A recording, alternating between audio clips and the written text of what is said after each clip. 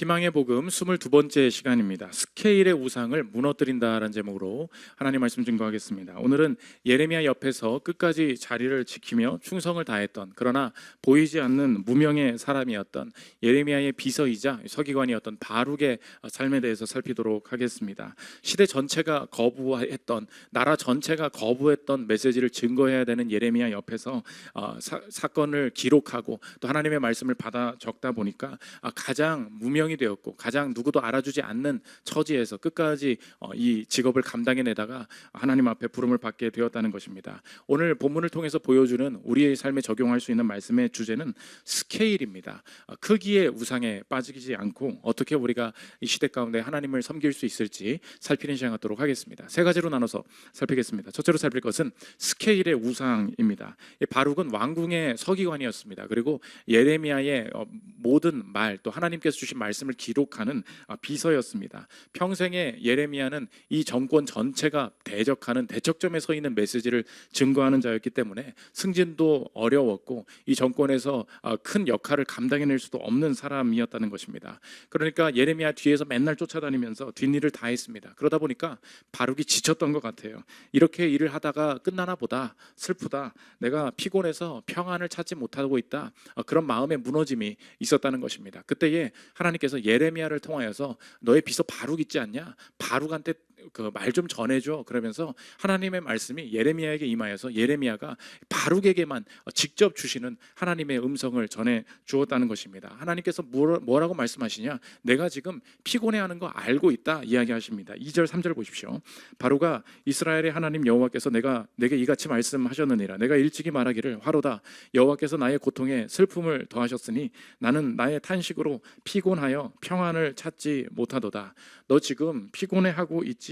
이렇게 말씀하시면서 하나님은 바룩의 속에 있으나 바룩 스스로도 몰랐던, 내가 왜 피곤해하고 있지? 내가 왜 이렇게 고단해하지? 바룩 스스로도 깨닫지 못하고 누구도 깨닫지 못했던 그 마음을 하나님이 바룩의 마음을 정확히 알고 계시고 스스로 바룩이 그것을 깨닫게 하시고 무엇이 원인인지 무엇이 문제인지를 정확히 끄집어내시면서 오늘 바룩을 위로하고 치유하고 계시다는 것입니다. 하나님께서 어떤 마음을 보여주시느냐? 바룩, 내가 왜 피곤해하는지 나는 지금 알고 있다. 그리고 네 스스로가 그것을 깨닫기를 원한다. 그러면서 말씀으로 응답해 주시는 것이 무엇이냐? 너는 지금 큰 것을 찾고 있다. 그래서 피곤한 것이다. 응답을 주신다는 것입니다. 5절 보십시오. 내가 너를 위하여 큰 일을 찾느냐? 그것을 찾지 말라. 보라, 내가 모든 육체에 재난을 내리리라. 그러나 내가 가는 모든 곳에서는 내가 너에게 내 생명을 노량물 주듯 하리라.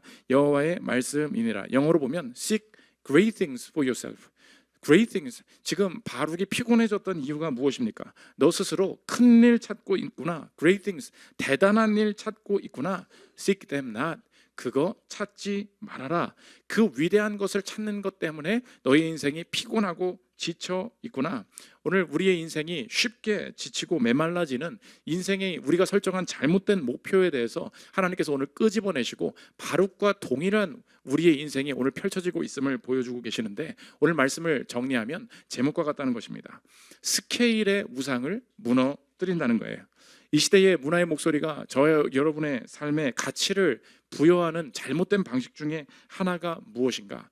크기, 사이즈를 기준으로 우리의 인생이 잘 살았는지 못 살았는지 그것을 규정하기 시작한다는 것입니다. 사이즈가 클수록, 사업의 스케일이 클수록 더 많이 모을수록 내 인생은 가치 있는 일을 하고 있다. 그러니까 당연히 비교와 경쟁이 따라오겠죠. 그리고 잘 나갈 땐 기분이 좋지만 그만큼 커지지 못하고 그만큼 충분히 모으지 못했을 때는 그렇지 못한 내 자신의 삶을 긍정할 수 있는 근거가 모두 사라지게 된다는 것입니다. 여러분의 오늘의 삶에 한번 생각해 보시기 바랍니다. 내가 예수 그리스도를 잘 모르겠고 교회에 오늘 오랜만에 나왔고 처음 나왔고 신앙이 뭔지도 모르고 나름대로 내 인생에 주체적으로 삶을 살아간다고 생각을 했습니다. 그런데 내 마음대로 내 주체적으로 산다고 생각했지만 하나님 없어도 우리의 인생 종속됨을 떠날 수가 없다는 거예요. 내 인생 하나님 지웠는데 나름대로 살았는데 내 인생의 목표에 뭐가 들어와 앉아 있습니까? 가장 가치 있는 것은 스케일로 뒷받침되어야 되어야 돼.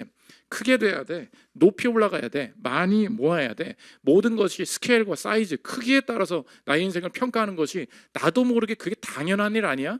나도 그렇게 살고 있음을 깨닫게 되고 오늘 성경이 그것을 보여주고 있다는 것입니다. 그때에 스케일 사라지면 그 크기까지 그 금액까지 모으지 못하면 미래가 없을 거야.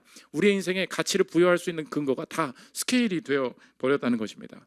요즘 젊은 분들을 보면서 한탄하는 우리 꼰대가 되면 안 되지만 여러 어른들이 그리고 부모들이 자식을 보면서 이야기하는 것이 무엇입니까?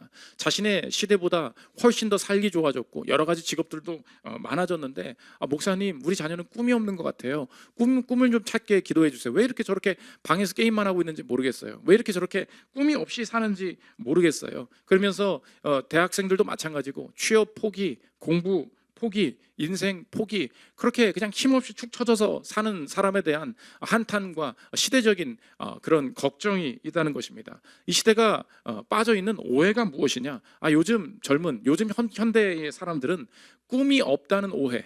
이 꿈이 없어서 저렇구나. 꿈이 생겨야, 큰 꿈과 목표를 가져야 일어설 수 있을 텐데 이 시대가 가지고 있는 가장 큰 오해가 된다는 것입니다. 실제로 꿈이 없어서, 꿈을 갖지 못해서, 큰 꿈을 잡지 못해서 우리 인생이 지금 지쳐있고 방에만 앉아있는 게 절대 아니라는 것입니다. 실제로 사람들이 무너지게 되는 다른 원인은 무엇이냐? 게으르게 되는 이유가 무엇이냐? 꿈이 없어서 아니라는 거예요. 꿈이 너무 커서 그렇다는 거예요. 내가 가야 될 곳이 너무 멀어서, 너무 높아서, 너무 커서 갈 수 없다는 걸 알기 때문에 가지 않기로 선택한다는 것입니다. 그래서 한 교수님이 젊은이들이랑 수업을 하는데 제발 좀 수업에 늦지 마라. 출석 좀 해라. 왜 중천까지 해가 떴는데도 자고 있냐? 이 과제 한 해를 왜 못 내냐 말해도 왜 이렇게 축축 처져 있냐? 보니까 그때 자기가 깨달았다는 것입니다. 앨런 노블이라는 교수님이 나는 나의 것이 아니다라는 책에서 이렇게 이야기합니다. 들어보십시오. 젊은이가 수업에 들어오지 않고 밤새 텔레비전을 보다가 해가 중천에 뜰 때까지 늘어지게 자는 것은 꿈이 너무 작아서가 아니라 오히려 너무 커서이다. 그들이 삶의 경주에서 발을 뺀 것은 승리가 의미 없다고 생각해서가 아니다. 그것은 승리가 전부라고 배웠지만 도무지 승리할 길이 보이지 않기 때문이다. 내 학생들에게, 내 자녀에게 지금 꿈 좀 가져봐, 더 열심히 해봐, 그런다고 되지 않는다는 것입니다. 이 시대 현대인들이 지쳐있는 이유가 뭐라고요? 꿈이 너무 커요. 그러니까 가장 멀리 가는 거, 가장 높이 내가 가야 될 곳 하나만 보여주면 이 시대 사람들 단번에 인생 무너뜨리기 쉽다는 것입니다. 너 집 사야지 15억 있어? 그 한마디만 물어봐 주면 인생 포기하기 쉽게 말할 거예요. 저한테 오십시오. 인생 포기하고 싶으면 저한테 와요. 한마디로 날려버릴 수 있어요. 너 얼마 모았니? 되겠니? 한마디만 하면 교회 한 번에 떠나게 만들 수 있다는 거죠. 제가 그래서 입을 다 닫고 있잖아요. 그러니까 이 시대에 나도 모르게 섞여 있는, 나도 모르게 빠져 있는 인생의 가치를 부여하는 방식이 뭐라고요? 그 스케일이에요. 스케일이 모든 가치다. 그러면 이 스케일이 인생의 전부다라고 이야기할 때 당연히 생활 패턴, 이 시대의 라이프 스타일을 따라오는 거죠. 그 스케일 때문에 가치 있는 것이다라고 말하려면 그것을 증명하기 위해서 무엇이 필요하겠습니까? 그것을 측정해야 되겠죠. 그것을 재봐야 되겠죠. 그러니까 이 시대의 라이프 패턴을 어떻게 말할 수 있습니까? 가치의 수량화. 가치 있는 것은 언제나 수량화, 숫자로 말할 수 있어야 그것이 가치 있고 행복한 인생이다 스스로가 느끼게 만든다는 것입니다. 한 주간을 살면서 저의 인생에 지금 가장 가치 있는 것이 무엇이냐? 새벽에 일어나면 아침에 여기 새벽에 세무실에 나와서 기도하고 말씀 보고 주와 교제하는 그 기쁨 속에 제 가치를 느껴야 되는데 정말 내가 잘 살고 있다 이번 주에 느꼈던 건 듀오링고 일본어 하고 있는데 67일 연속 오늘 아침까지 달성을 해버린 거예요.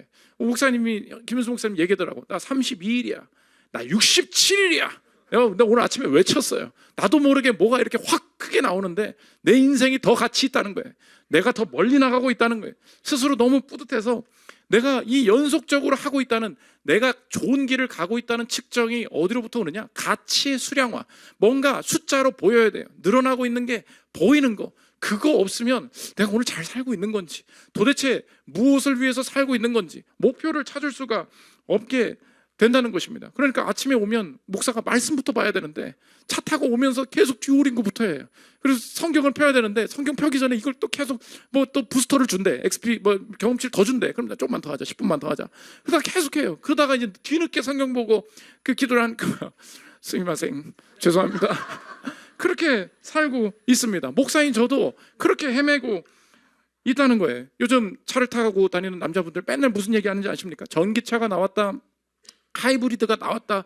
맨날 여자들은 관심도 없는데 뭐라고 하냐면 연비가 얼마인지 안 하냐고. 내가 이 연비 이거 몇 킬로 찍었다고. 여자들은 관심도 없어요. 너 이거 한번 타보라고. 이 연비 나오기 진짜 쉽지 않은 거라고. 연비 관리하기 위해서 이렇게 다녀야 된다고. 맨날 숫자로 보여지는 그 무엇, 스케일이 내 인생의 가치가 되다 보니까 내 인생의 모든 주제가 어떻게 된다고요? 가치의 수량화. 그러니까 보이지, 숫자로 보이지 않으면 내 인생은 가치가 없는 거야. 이어서 앨런 노블의 이야기를 들어보십시오. 연비 외에도 나는 특정한 앱을 얼마나 사용하는지, 넷플릭스를 얼마나 많이 봤는지, 얼마나 많은 트윗을 올렸는지, 얼마나 많은 좋아요를 받았는지, 내 수익이 남들에 비해 어떠한지, 내 집의 현재 가격, 내 신용 점수, 내 은행 계좌, 내 몸무게, 내가 읽지 않은 메시지까지 끝없는 종류의 척도에 둘러싸여 있다. 이 모든 척도는 나로 하여금 끊임없이 자신을 남들과 비교하면서 더 개선하게 만든다. 개별적으로만 보면 이 중 많은 데이터가 유익하다. 하지만 이 모든 것이 하나로 합쳐지면 삶은 곧 경쟁이라는 무시무시한 압박감을 낳는다. 다 좋은 거지만 전체 방향 자체가 틀렸다는 거예요. 결국 내가 측정할 수 있는 것을 만들어내지 않으면 내 인생은 가치 없는 인생이야. 여기서 다 종속되게 된다는 것입니다. 오늘 하나님이 바룩에게 다른 삶의 방향을 주십니다. 너의 인생 가치라는 것 스케일 때문에 만들어지는 것 아니야. Seek them not. 네가 great things, 큰 것을 찾느냐? 그것 찾지 말아라. 그 다음에 뭐라고 말씀하시느냐? 큰 것이 아니라 주님과 동행하는 사명 따라가는 것이다. 그런데 그 사명이 뭐냐라고 말할 때 뭐가 안 나와요. 그냥 두 가지 이야기 하신다는 것입니다. 5절 다시 보십시오. 내가 너를 위하여 큰 일을 찾느냐? 그것을 찾지 말라. 보라, 내가 모든 육체에 재난을 내리리라. 그러나 내가 가는 모든 곳에서는 내가 너에게 내 생명을 노량물 주듯 하리라. 여호와의 말씀이니라. 5절 한번 계속 띄워주십시오. 그것을 찾지 말라. 큰 거 찾지 말라고 하셨어요. 그 다음에 말씀하시는 게 뭐냐? 보라. 그게 보라. 무슨 뜻입니까? 하나님이 하시는 걸 그냥 보라는 거예요. 근데 어디서 보느냐? 뒤에 보면 내가 가는 모든 곳에서. 하나님께서 구체적으로 너의 인생에 가치 있게 되기 위해서 이걸 해야 된다, 이 학과 가야 된다, 이렇게 말씀하시지 않으세요. Seek them not. 그것을 찾지 말라. 그 다음에 주시는 명령이 무엇입니까? 사명이란 무엇이냐? 보라. 하나님이 하시는 걸 보는 거예요. 어디서 봅니까? 내가 가는 모든 곳에서. 하나님께서 내 인생의 전체 여정 가운데 하나님께서 나와 어떤 일을 하기를 원하시는가 보라. 사명 따라서 사는 이 즐거움을 새롭게 알게 된다는 것입니다. 그러므로 하나님께서 여러분의 인생에 스케일의 우상을 깨고 사명 따라 살게 만드실 때 그럼 도대체 사명이 무엇입니까? 당연히 이렇게 정의할 수 있는 것이죠. 사명이 뭐예요? 스케일의 우상을 제거했을 때에도 남는 그 무엇이에요? 우리의 인생의 착각이 뭐냐? 일단 목표 정하고 내 인생에 가야 될 목적지 정하고 거기를 향해 가고 그렇지 않으면 내가 하려고 했던 것은 실패다. 인생을 그렇게 정의해요. 아니에요. 사명은 실패 다음에 옵니다. 고난 다음에 옵니다. 스케일의 우상이 무너진 다음에 온다고요. 그러면 진짜로 하나님이 붙들게 하시는 나의 라이프 스타일이나 삶의 방향이나 삶의 주제는 무엇이겠어요? 스케일의 우상이 무너졌을 때에도 남아있는 그 무엇이에요? 내 인생에 스케일의 우상이 무너지면 하나님이 제일 커지실 거 아닙니까? 하나님이 내 인생에 제일 커졌을 때 남아있는 그 무엇이에요? 측정할 수는 없는데 잃어버리기 싫은 그 무엇이에요? 내 인생에 이거 하면서 살기를 원하시는구나. 내 인생에 이 방향으로 주님과 동행하기를 원하시는구나. 그 메시지, 그 마음 부어주시는 사명은 언제 알 수 있느냐? 내 처음부터 목표 세운다고 알지 못하고요. 목표가 깨진 다음에 온다고. 내 삶의 방향이 틀어진 다음에 온다는 것입니다. 그래서 그 제프 고인스라고 일의 기술이라는 책을 쓰신 분인데 너무 멋지게 이렇게 표현해요. 소명이 뭐냐? 들어보십시오. 소명이란 정성 들여 짠 계획이 아니라 그 계획이 완전히 틀어질 때 남는 무엇이다. 너무 멋있죠? 설교 끝. 이렇게 말을 해야 되는데 40분째 떠들잖아. 소명이란 정성 들여 짠 계획이 아니라 그 계획이 완전히 틀어질 때 남는 무엇이다. 그러면 실천적으로 여러분의 인생이 정말로 주님이 하시는 일을 모든 인생 가운데 모든 곳에서 보게 하기 위해서 필연적으로 여러분의 인생에 무엇이 따라오겠습니까? 실패가 따라오겠죠. 분명히 고난이 따라올 것입니다. 왜 그렇죠? 그거 지나고 남는 게 보이거든요.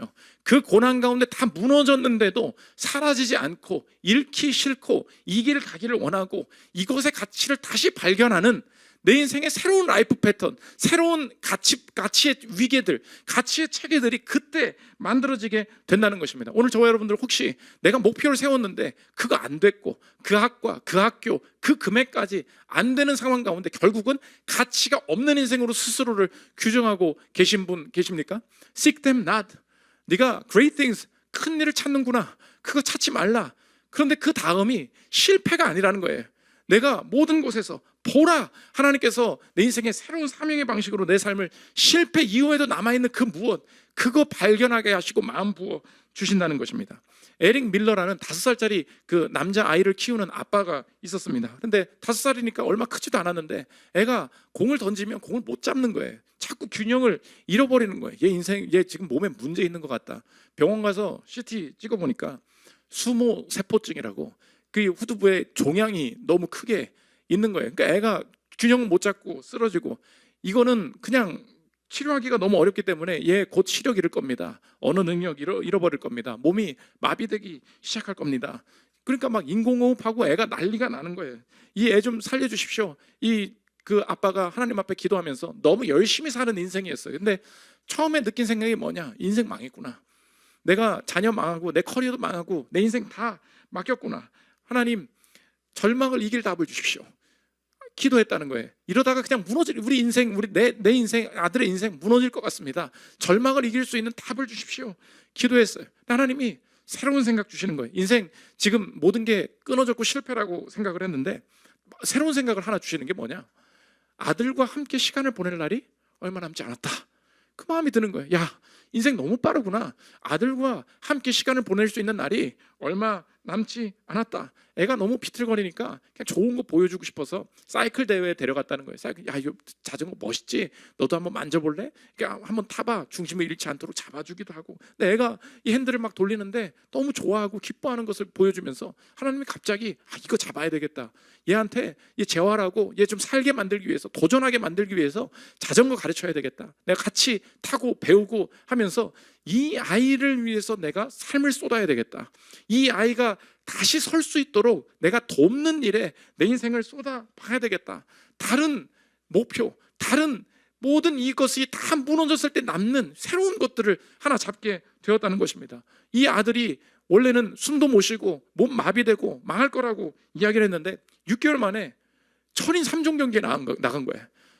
막 자전거 타고 아빠가 휠체어 밀어주고 막 달리고 하면서 14번을 천인 3종 경기에 나간 거예요. 애가 완전히 이 시력도 조금씩 회복하면서 스스로가 살 수 있는 답을 찾게 되고 마음의 모든 우울들을 벗어나게 되었다는 것입니다. 그때 한 인터뷰어가 이렇게 물어본 거예요. 그 아들한테 아빠한테 똑같이 뭐라고 물어보냐?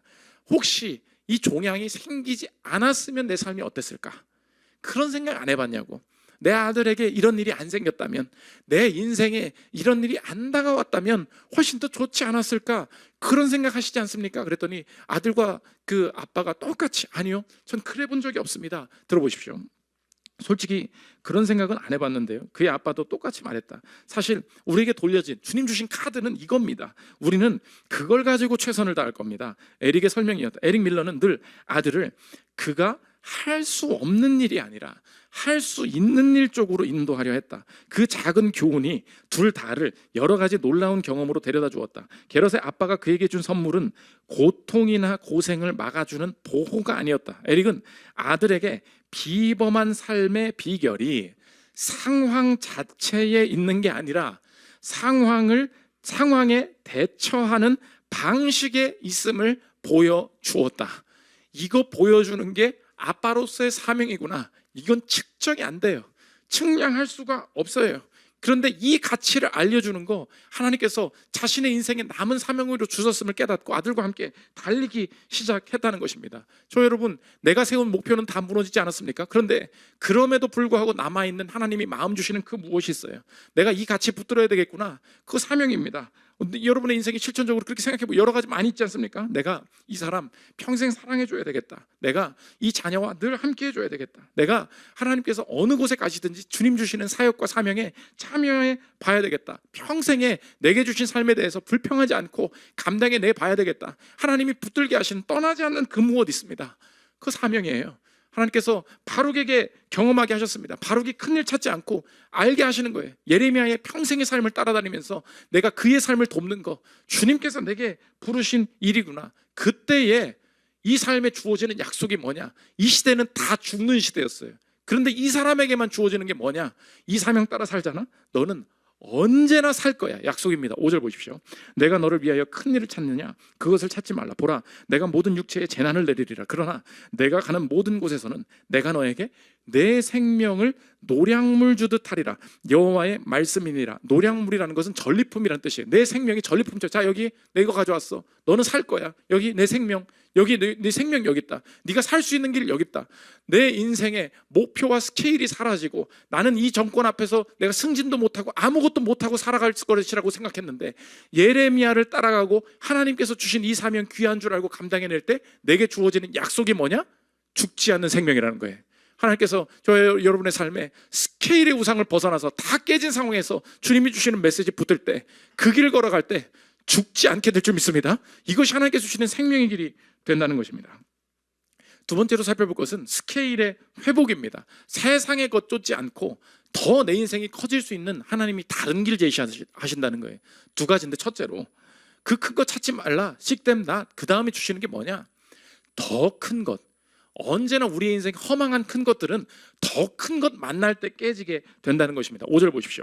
내가 너를 위하여 큰 일을 찾느냐? 그것을 찾지 말라. 보라. 그 다음에 하나님께서 뭐라고 말씀하시느냐? 내가 하나님께서 이 바룩과 예레미야를 통하여서 얼마나 이 메시지가 더 크게 쓰일 것인지 더 큰 일을 보여주신다는 것입니다. 내가 모든 육체에 재난을 내리리라, 이렇게 말씀하시죠. 그러니까 이 바벨론이 이것을 침공한 것은 단순히 이 나라적인 사건이 아니라 오늘 46장부터 보면 열방에 대한 심판들이 쭉 나오게 돼요. 그러니까 하나님이 예레미야를 통해서 메시지를 증거하고 바룩이 받아 적게 하신 것은 여기서 이 나라가 어려우니까 내가 지금 반대하는 사람들 앞에서 편지 쓰다가 끝나는 일이 아니고 이 메시지를 통해서 하나님은 모든 육체에 재난을 내리리라. 그럼 나의 일이 무엇과 연결되어 있는 거예요? 더 큰 일과 연결되어 있다는 거죠. 그때의 사람들이 이 일의 귀함을 알고 일어설 수 있게 된다는 것입니다. 저 여러분의 인생에도 적용해야 될 게 뭐냐? 내가 큰 일을 하고 싶어요. 그래서 큰 부서에 가고 큰 일을 맡고 그렇게 해서 내 인생이 커지지 않는다는 것입니다. 실제로 하나님께서 내 인생에 이 일이 얼마나 가치 있는 일을 깨닫게 하실 때 하시는 일이 뭐냐? 적용은 이거세요. 이게 일이 커지는 것이 아니라 연결이 커져야 된다는 것입니다. 내 인생에 정말 가치 있는 일이다. 사람이 언제 깨닫게 되냐? 하나님이 이 일은 되게 작아요. 근데 이 일이 내가 모든 육체의 심판을 내리리라. 다른 더 큰 것과 연결시켜 주세요. 그때에 하나님께서 내 인생의 일을 깨닫게 하신다는 것입니다. 그러므로 여러분의 인생에 꼭 실천적으로 점검해야 될 게 뭐냐? 하나님의 사명의 사람들에게 꼭 영적으로 그 사명 따르지 못하도록 하는 게 있어요. 고립의 공격을 경계해야 된다는 것입니다. 고립의 공격이 뭐예요? 난 이 일밖에 못해. 난 이것밖에 못 벌어. 내 지금 이 클릭밖에 하는 게 없는데 이 엑셀 파일 하나 만들어서 뭐 어쩌겠다고 내 인생에 하는 일을 내가 요것만 보게 만들어요. 그러다 보니까 내 인생이 어떻게 됩니까? 가치 없게 느껴지죠. 고립의 공격에 둘러싸일 때 내 인생을 포기하게 된다는 것입니다. 요즘에 최근에 목숨을 끊는 자살하는 분들 만나보십시오. 그러면 그 인생이 그 순간에 깨닫지 못하는 고립의 공격 속에 죽는 경우가 있어요. 왜 그렇죠? 얼마나 부모가 너를 사랑하는지, 얼마나 너를 기다리고 만나줄 수 있는 사람이 많이 있는지, 너를 보고 싶어하는 사람들이 많다는 것을 그냥 자취방에만 혼자 있으니까 그걸 잊어버리는 거예요. 있는데, 더 큰 것이 있는데 그걸 알지 못하고 연결되지 못하니까 잊어버려요. 그러니까 여러분의 인생에 내가 대단한 일을 안 하는 것 같지만 고립의 공격에서 서로 벗어날 수 있도록 서로가 격려해야 된다는 것입니다. 팀 모임에 와서도요, 내가 일부러 환영해 줘야 돼요. 일부러 들어줘야 돼요. 왜 그렇죠? 내 인생 평생에 이 일만 하다가 사는 사람들, 여러분 모두 그렇지 않습니까? 맨날 이 책상에서 앉다가 이 책상에서 죽겠구나, 그런 생각 들잖아요. 저도 그래요. 여기서 설교하다가 그냥 가겠구나, 이런 그런 마음 들 때가 있지 않습니까? 서로가 와서 팀 모임에서 인사하고 환영하고 그 가족끼리 같이 밥 먹고 가족끼리 격려해야 되는 이유가 무엇입니까? 다 고립됐거든요. 고립으로 죽이는 거예요. 근데 어떻게 살아요? 연결되면서 사는 거예요. 하나님이 내 인생 크다 말씀하실 때 내 일 자체가 커지는 게 아니에요. 이 일을 하고 있는데 이 일이 얼마나 주님 앞에서 귀한 일인지 깨닫게 하신다는 것입니다. 피아노를 열심히 전공했던 어떤 목사님 사모님이 계셨대요. 근데 목사님이 교수 생활도 하고 그래야 되는 브라이언 채플이라는 목사님인데, 내가 이제 애도 낳고 그러니까 피아노 치는 걸 그만하고 애를 낳고 이제 기르게 되었다는 것입니다. 근데 애가 또 하필 그 응가를 하니까 기저귀를 갈아줘야 되는데, 기저귀를 갈면서 자신의 인생이 좀 그냥 시원섭섭함이 있다는 거예요. 내가 너무나 큰 곳에서, 스케일 큰 곳에서 연주하고 다니고 되게 박수 받고 너무나 멋진 일들을 했는데, 지금 내가 이제 앞으로 하게 될 일이 애 보는 일 아니냐. 근데 이 애 보는 일을 내 친구가 다른 것과 연결시켜서 새롭게 보게 만들더라는 것입니다. 브라이언 채플 목사님의 이야기 들어보십시오. 내 아내는 음악가인데 우리 아이가 쌓아놓은 특별히 역겨운 기저귀를 갈면서 있었던 이야기를 들려준다. 전에는 이 손으로 모차르트를 연주했는데 라는 말에 옆에 있던 친구가 이렇게 대답했다고 한다. 그 손이 지금 미래의 모차르트의 기저귀를 갈고 있는지도 모르지. 그 손은 틀림없이 뭐래요? 영원한 영혼을 기르고 있었을 것이다. 하나님이 주신 재능을 존중하고 있다면 당신은 그분이 당신을 위해 계획하신 자비로운 목적을 성취하고 있는 것이다. 그 친구가 자신의 삶을 다르게 보게 만들어주는 게 뭐예요? 그 아이만 보고 있으면 고립이에요. 내가 저 스케일 큰 거 하다가 이제 이것밖에 못하네, 이것만 바라보면 언제나 고립이에요. 작은 일을 하고 있다, 언제나 사람은 고립의 공격에 무너지게 된다는 것입니다. 그러나 내 인생이 지금 하고 있는 일이 연결되면서 커지는 거예요. 내가 이 영원한 영혼을 기르고 있구나. 그래서 여러분의 그 친구들도 만나보면은 자기가 그냥 똑같은 행정일인데요, 행정일인데도 나라를 위해서 일하고 있다 그러면 막 갑자기 달라져요. 똑같은 클릭이거든요. 근데 내가 나라를 위해서 일한다, 갑자기 이상해져요. 저도 그 재무실에 있을 때, 재무실에 뭐 돈 주고받는 일 아닙니까? 근데 그 법인 제일 그 허드렛 일 중에 하나가 법인카드 관리예요. 카드 오면 찢어가지고 사용하시면 됩니다. 카드사에 전화해서 카드 등록되는지 확인해 주세요, 결제되는지 확인해 주세요, 얼마 썼는지 뭐 확인해 주세요. 그럼 맨날 전화 오면 카드 번호 불러주세요, 뭐 4619 5664 내 건데 이거는 이거만 한단 말이에요. 근데 어느 날 뭐 내가 이 큰 회사 와서 뭐 하냐 그런데, 어느 날 제 인생이 갑자기 정신 차리게 되는 거예요. 딱 이거 좀 카드 주세요. 전화 온 거예요. 비서실에서. 회장님 카드입니다. 딱 그런 거예요. 예, 하겠습니다. 4661 뭐 누르는 느낌까지 달라. 이건 제대로 해야 된다. 똑같은 카드거든요. 그리고 나서 비서실에 좀 갖다 달래. 제가 한번 닦았어요. 이 카드는 한번 닦아주고 싶은 거야. 회장님이 쓰신다 뭐 이런 얘기 막 들으니까 똑같은 카드거든요. 이상하게 다르게 보여요. 이건 실수가 있으면 안 돼요.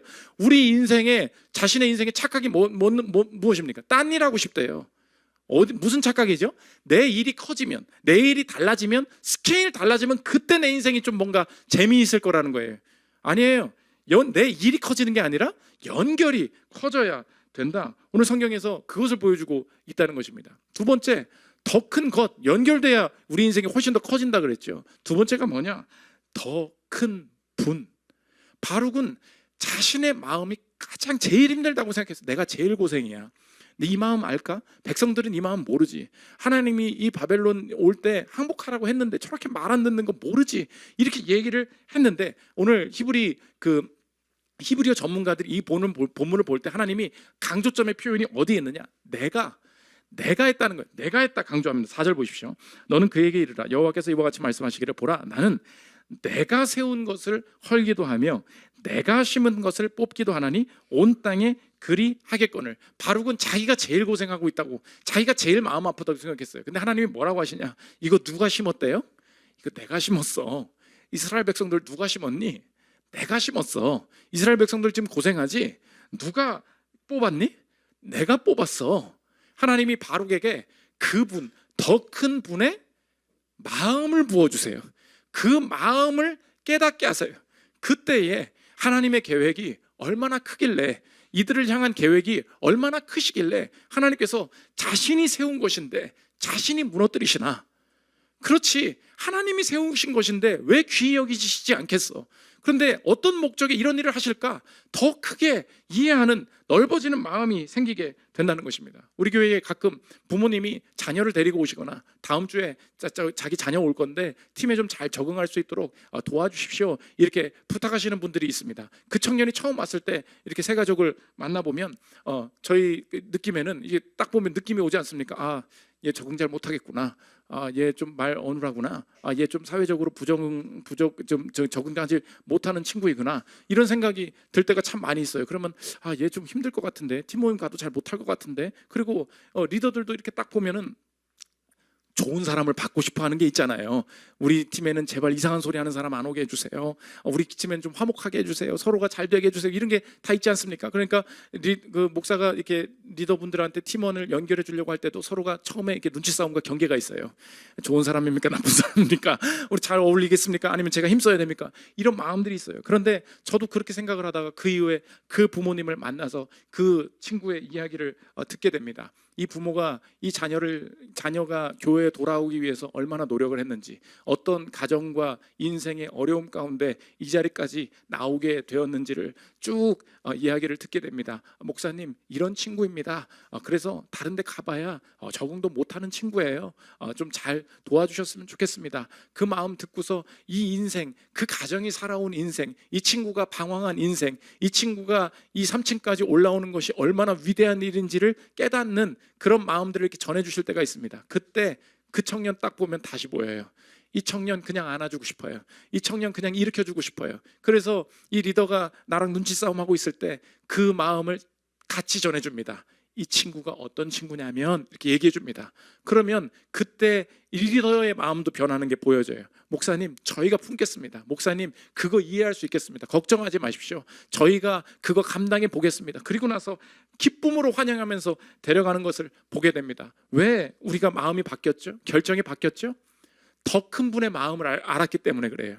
그 부모가 이 자녀를 이 교회에 나오기까지 얼마나 고생했는지, 얼마나 그 가정에 상처가 심했는지 그거 알기 때문에, 내가 지금 당장 볼 때는 그냥 말 못하고 사회 부적응자고 취업도 못하고 아무것도 못하는 애 같아 보이는데, 우리의 인생이 언제 더 커지죠? 내가 얼마나 위대한 일을 하고 있다는 것을 언제 깨닫게 되죠? 더 큰 분의 마음을 알 때, 그때 느껴지게 돼요. 그래서 여러분, 팀모임이 별거 아닌 것 같아 보이죠? 어떤 분 이렇게 팀모임 할 때 보면은 저분, 저 리더 너무나 위대한 일을 하고 있다, 그거 느껴질 때가 있어요. 왜 그러냐? 저 알거든요. 저 집사님 친구 없어요. 저 청년 친구 없어요. 다른 데 가면 자기의 이야기를 들어줄 사람도 없고요, 어디 가서 어떻게 살아야 될지도 잘 모르는 친구예요. 그러다 보니까 어떤 주제도 없이 그냥 뭐 나불나불 거리는데 누구한테 털어놓을 사람이 없어서 그냥 팀 모임 때 이렇게 5분도 지나고 10분도 지나고 지금 말을 끊어야 되는데 지금 죽겠는데 지금 계속 말하고 있는 그런 애들이 있어요. 그런데 그 말을 계속 들어주고 있는, 그러면서 웃어주면서 받아쳐주고 있는 그 집사님이 위대해 보일 때가 있어요. 그 청년과 그 리더가 위대해 보일 때가 있어요. 왜 그렇죠? 이게 측정이 됩니까? 몇 분 말했니? 8분 넘었어? 이러면 측정이죠. 그런데 이것은 측량할 수 없는 그 부모의 마음, 그 하나님의 마음, 그 마음 알기 때문에 내 인생에 지금 작게 듣고 있는 것뿐인데 이 인생에 내가 지금 하고 있는 행동이 얼마나 큰 일인지, 얼마나 위대한 일인지 그때 알게 된다는 것입니다. 벤 후퍼라는 아이가 있었습니다. 사생아로 태어났어요. 그러니까 아빠가 또 없고, 근데 12살에 좋은 그 뜨는 교회가 있다길래 미국에서 12살, 그러니까 중학교 정도 된 거죠. 그때 찾아갔다는 것입니다. 어떤 목사님이 설교가 좋다 이런 소문을 들었대요. 그래서 두 사람 교회 뭐 이런 게 있었나 봐요. 거기를 가본 거예요. 그런데 목사가 늘 말하는 게 힘들어요. 퇴장하면 이렇게 인사하고 안녕히 가십시오 하지 않습니까? 근데 이 중학생이 나가는데 얘를 못 알아본 것 같은 거예요. 그래서 목사님이 딱 나갈 때 너 누구니? 이제 영어로 물어봤겠죠. 너 누구니? 그러면서 그냥 말을 하지 말지. 너 누구 집사님 아들이더라? 그런 거예요. 아빠 없는데. 그러니까 목사가 말 조심해야지. 목사가 너무 어려울 때가 있어요. 거기 부모님 일찍 돌아가셨는데 부모님 잘 계시죠? 그럴 때 있고요. 목사기 어렵다고 여러 사람을 만나다 보니까 목사님이 이런 거죠. 너 누구지? 누구 집사님 아들이더라?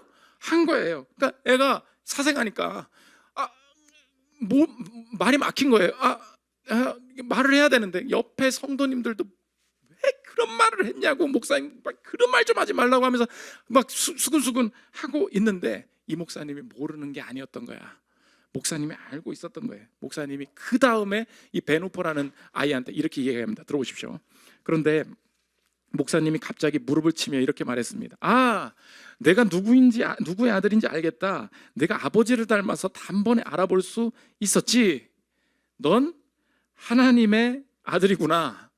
후퍼는 한 대 얻어맞은 듯한 충격을 받고 황급히 교회를 떠났습니다. 도망치듯 교회 밖으로 나가는 그의 등 뒤로 목사님의 외침이 들렸습니다.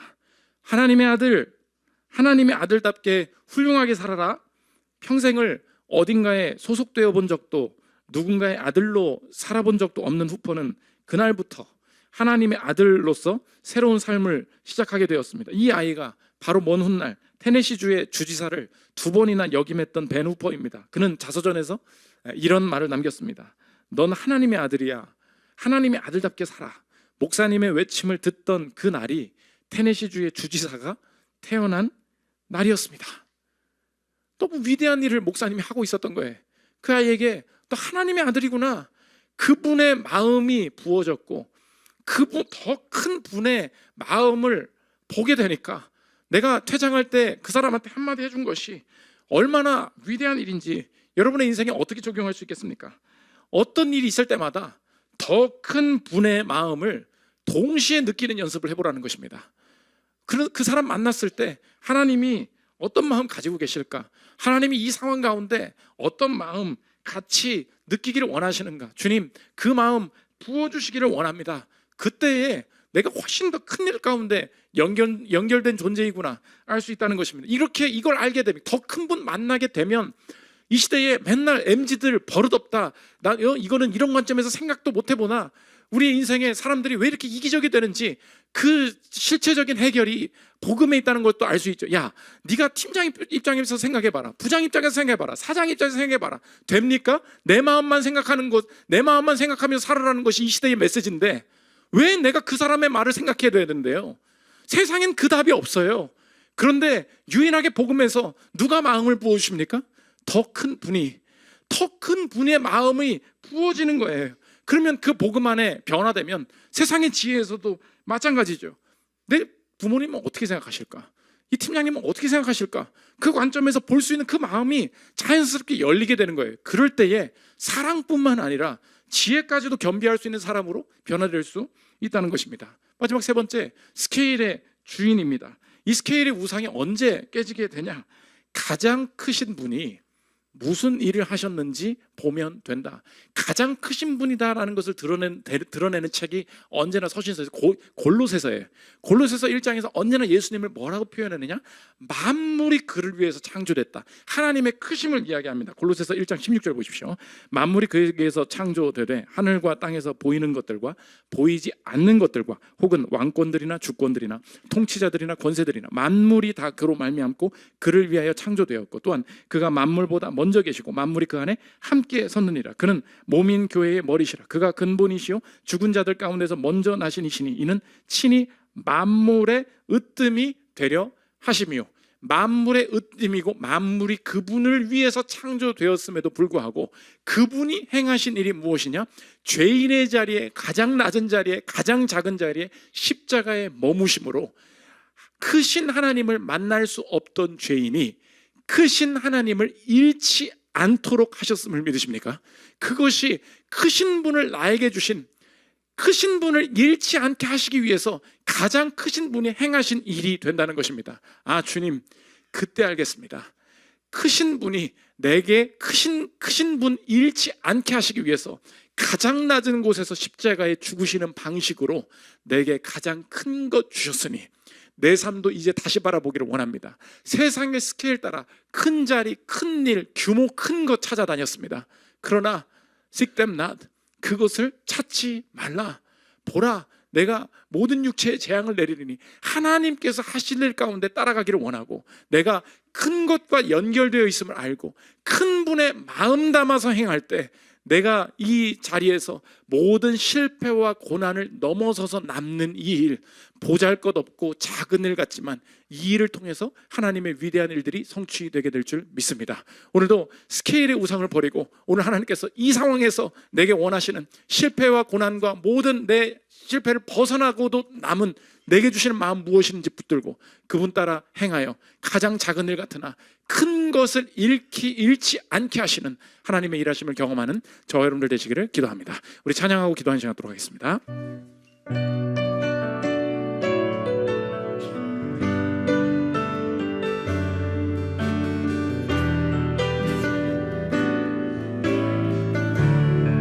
화려하지 않아도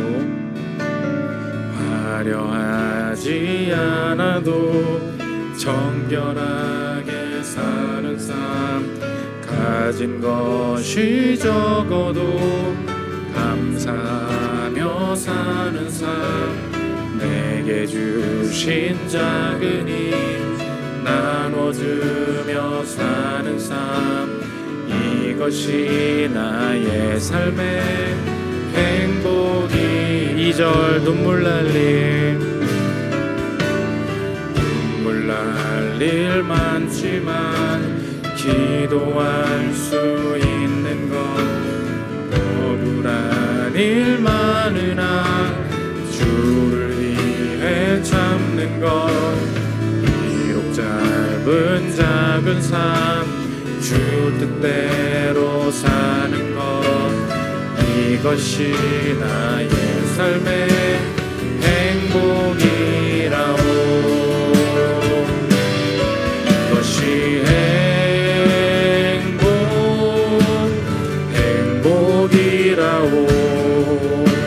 세상은 알 수 없는 하나님 선물, 이것이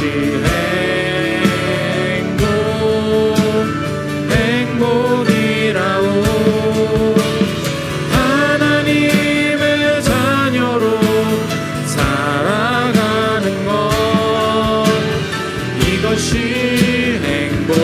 이것이 한 번 더, 이것이 행복이라오. 세상은 알 수 없는 하나님 선물, 이것이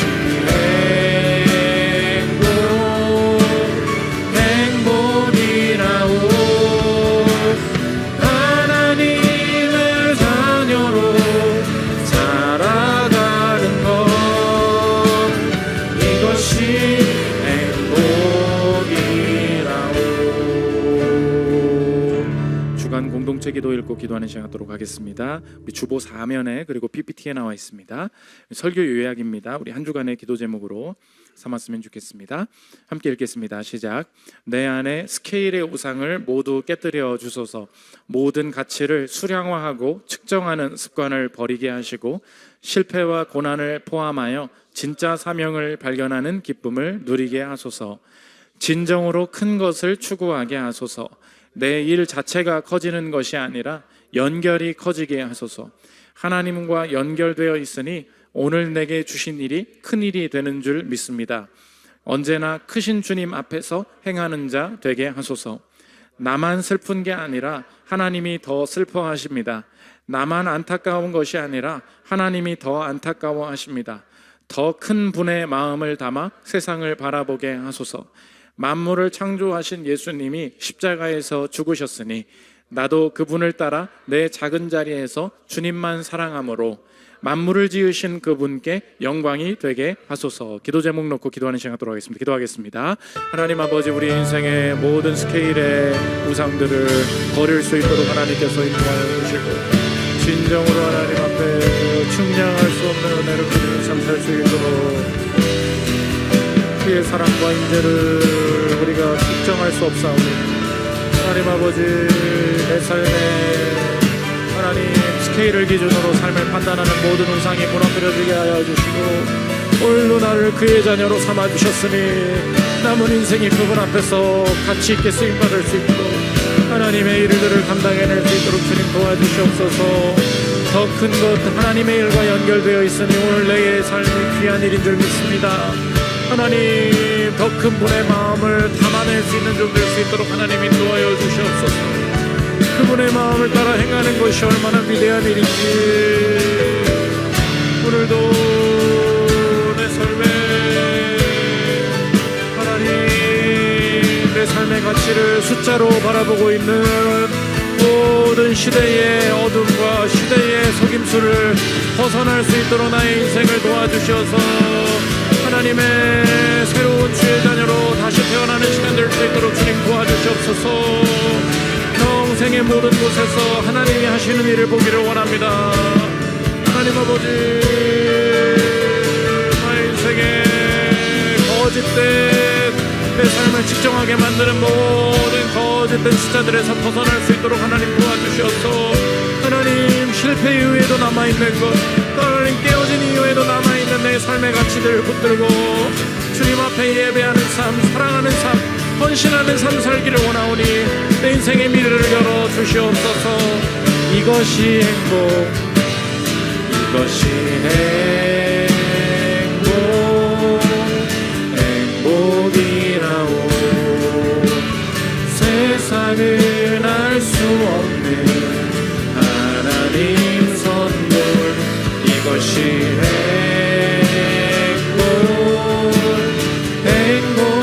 행복이라오.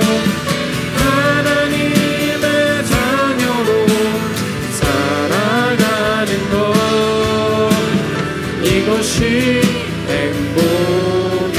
행복이라오. 제가 기도하겠습니다. 하나님 아버지, 주신 나의 삶을 측정하면서 스스로 평가하고 또 타인의 삶도 그렇게 바라보았던 가치의 수량화에 얽매인 우리의 인생을 회개하기를 원합니다. 십자가 앞에서 측량할 수 없는 은혜를 주셨으니 오늘도 우리를 측량할 수 없는 세계로 들어가게 하여 주옵소서. 하나님, 스케일로 우리의 인생과 타인을 판단하지 않도록 인도하여 주시고 우리의 하는 일, 더 큰 하나님의 일과 연결되어 있으며 더 큰 분의 마음을 알아가는 과정으로 알아 가장 크신 분이 나를 위해 죽으셨으니 오늘도 나의 인생 작지만 가장 큰 분을 위해 일하고 있음을 알고 평생에 주님께만 영광되는 삶 살게 하여 주옵소서. 감사드리며 예수 그리스도의 이름으로 기도합니다. 아멘.